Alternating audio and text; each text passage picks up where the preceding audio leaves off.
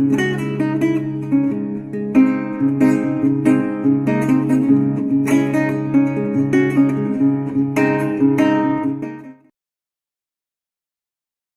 everyone, my name is Mia.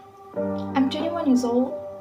Back in 2015, I was having a hard time in school as I was bullied by my peers. Fast forward to 2 years into college, my boyfriend broke up with me and he left me a note saying, "We are better after it." From that point onwards, I started to distance myself from everyone. I always think myself as not worthy to anyone around me. I keep hearing voices in my head, repeating the words saying that I should be dead. At one point, I had enough of it and I drank a half bottle of detergent. The next thing I knew was, I woke up in the hospital bed. I saw my parents crying beside me, and that's when I realized what I did was wrong. And here I am today, still regretting for what I did. I'm thankful to God that He gave me another chance to fix my life. Day after day, suicide among youngsters is getting serious in Malaysia. According to the World Health Organization's WHO statistics, suicide is the greatest cause of death among youth between 15 to 30 years old. In Malaysia, suicide is the top cause of death among young people. Unfortunately, the mental health of youth in Malaysia was getting worse in 2020 due to the COVID-19 pandemic-related Movement Control Orders (MCO). Between January and June in 2020, around 465 suicide attempt cases were treated in Ministry of Health hospitals. On the other hand, 266 people have committed suicide during the MCO from 18 March to 30 October 2020, with the average of 30 suicides per month, and one-fourth of these deaths were between the age of 15 to 18 years old, according to the police report. So, it is important for youth and parents to know this data so that they will always be aware about youth suicides. Most of the parents are underestimating youth suicide and not knowing that this problem is spreading rapidly among youth, especially during the MCO due to the COVID-19 pandemic. The pandemic causes loss of jobs and income for youngsters who need financial strength to support their aging and ill parents. When there is a lack of financial strength to support parents who need medical support, this is what causes a psychological pressure, which will lead to a suicidal attempts. So, together with us today, Dr. Karthika Vasudevan from University of Paris to express her knowledge and analysis on factors that cause youth suicide. She is a professor from the Faculty of Sociology in University of Paris and has vast experience in children's psychology. Thank you for inviting me to this talk. Hello everyone, I hope everyone is in the pink of health. In the context of current pandemic, the rising numbers of suicide have become increasingly worrying. The World Health Organization, WHO, has recorded suicide as the second leading cause of death among youths aged between 15 and 19 years old. The factor why youth commit suicide is mental disorder. About 19% of people who commit suicide have suffered from at least one mental disorder.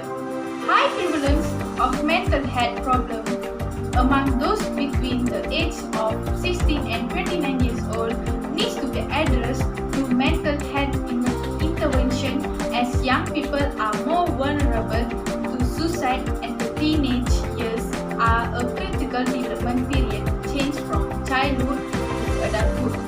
Mental disorder also can be related to a family factor itself.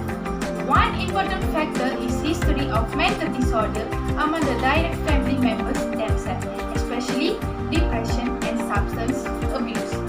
Poor communication between family is also found in many cases of suicide. Not only the child but the child's problem, but in general between the family members. Violence at home often seems to be found in the background history of young suicide cases, not only especially against the child, but more as a way of dealing with problems between family members. Lastly, mental disorder can of social media. Since Movement Control Order MCO, the youths can't meet their friends to share their problems. And also, youths feel so alone since their parents are too busy due to work from home. Thank you, that's all from me. We have Professor Dashine Gothandapani to discuss about pre-suicidal symptoms of youth. She is a professor of psychological and behavioral from Harvard University. As the parent of a youth, you might be wondering what are the behaviors that shows the warning signs of mental illness. One of the obvious indicators of mental illness is the excessive feeling of worried, sad, and angry. You should look out on your youth when you notice their strong negative feelings are lasting longer than 2 weeks or impacting their life in various ways. Besides, they may experience extreme mood changes frequently independent of external events.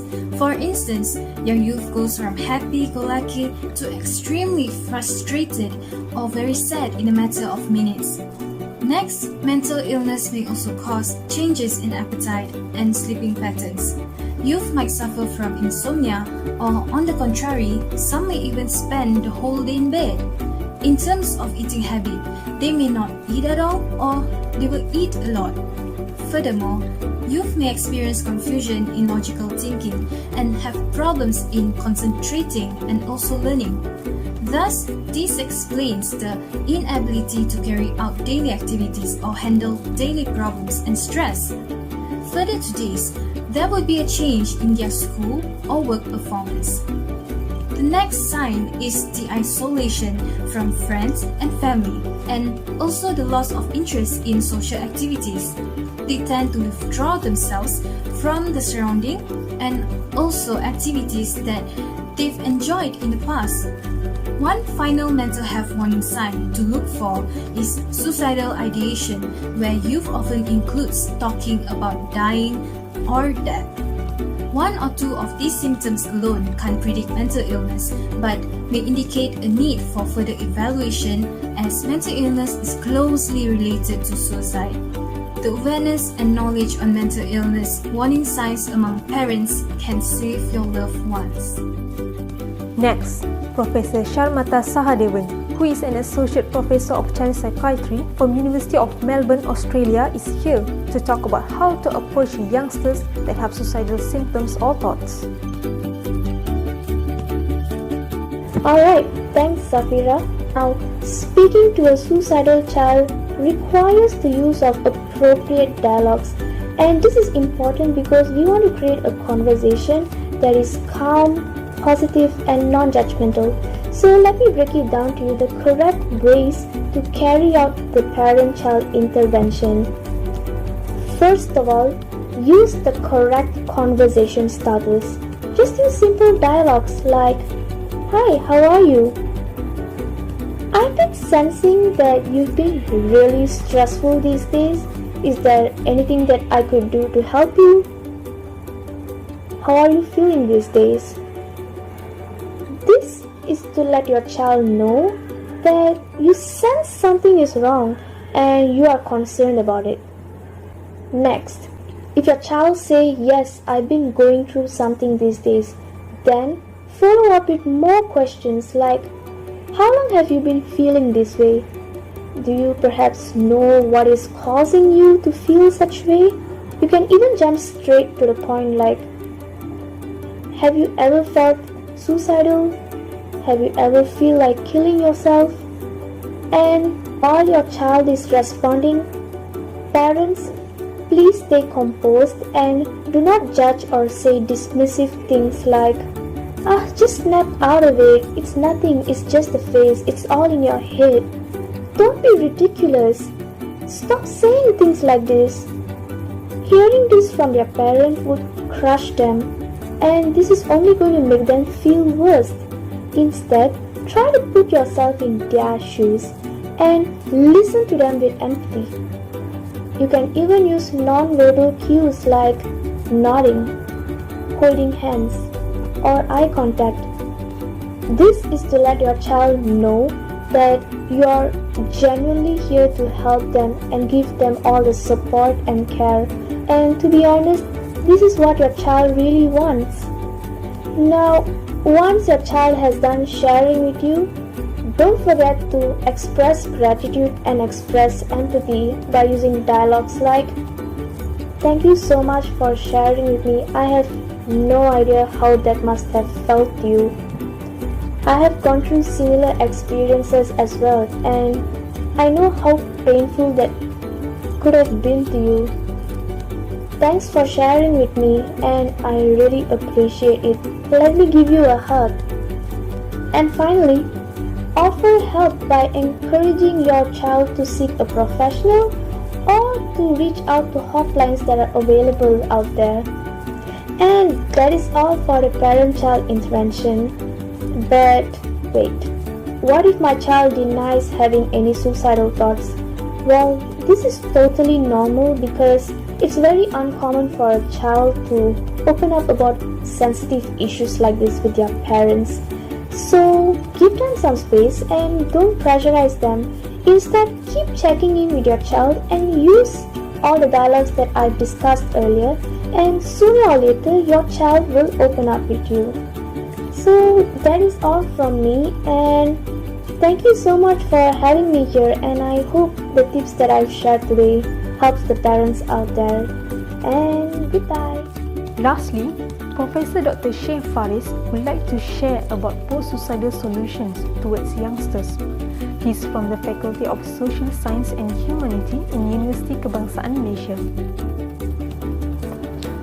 Thanks to Safira, and hi everyone.